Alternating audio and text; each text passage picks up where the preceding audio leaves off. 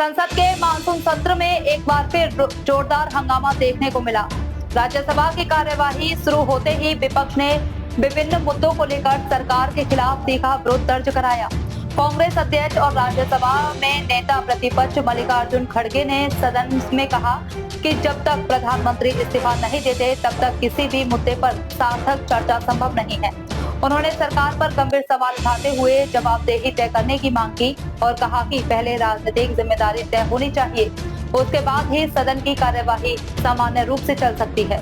उन्होंने सरकार पर गंभीर सवाल उठाते हुए जवाबदेही तय करने की मांग की और कहा कि पहले राजनीतिक जिम्मेदारी तय होनी चाहिए, उसके बाद ही सदन की कार्यवाही सामान्य रूप से चल सकती है। वहीं लोकसभा में विपक्ष के नेता राहुल गांधी समेत कांग्रेस के कई सांसद काले कपड़े पहनकर विरोध प्रदर्शन को लोकतांत्रिक तरीके से अपनी नाराजगी जताने का प्रतीक बताया। संसद परिसर में विपक्षी सांसदों ने नारेबाजी की और सरकार से विभिन्न मुद्दों पर जवाब मांगा। विपक्ष का आरोप था कि सरकार महत्वपूर्ण सवालों से बच रही है, जबकि सत्ता पक्ष ने इन आरोपों को निराधार बताते हुए विपक्ष पर संसद की कार्यवाही बाधित करने का आरोप लगाया। सदन के भीतर दोनों पक्षों के बीच तीखी नोकझोंक देखने को मिली। लगातार नारेबाजी और हंगामे के कारण सभापति को कई बार सदस्यों से अपनी अपनी सीटों पर लौटने और सदन की कार्यवाही चलने देने की अपील भी करनी पड़ी। हालांकि स्थिति सामान्य नहीं हो सकी और बार बार व्यवधान उत्पन्न होने के कारण राज्यसभा तथा लोकसभा की कार्यवाही सुचारू रूप से नहीं चल पाई।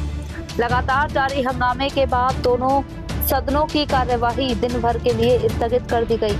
संसद के भीतर पैदा हुए गतिरोध के कारण निर्धारित विधायी कार्य और महत्वपूर्ण चर्चाएं भी प्रभावित हुई।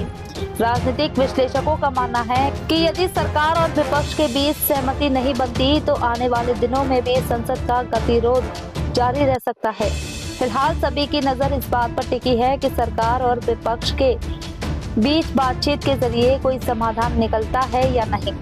संसद का सुचारू संचालन लोकतांत्रिक व्यवस्था के लिए आवश्यक माना जाता है, लेकिन मौजूदा परिस्थितियों में दोनों पक्ष अपने अपने रुख पर कायम दिखाई दे रहे हैं, जिससे आगामी बैठकों में भी राजनीतिक टकराव जारी रहने की संभावना बनी हुई है।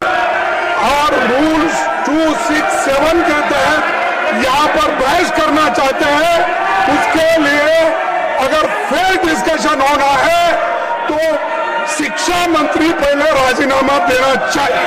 धन्यवाद। जब वो राजीनामा नहीं देंगे निष्पक्षपात चर्चा यहाँ नहीं होगी। इसीलिए अगर निष्पक्षपात चर्चा होना तो मैं रिक्वेस्ट करता हूँ गवर्नमेंट को वो रिजिग्नेशन दिलाए, चर्चा शुरू करेंगे। 267 के तहत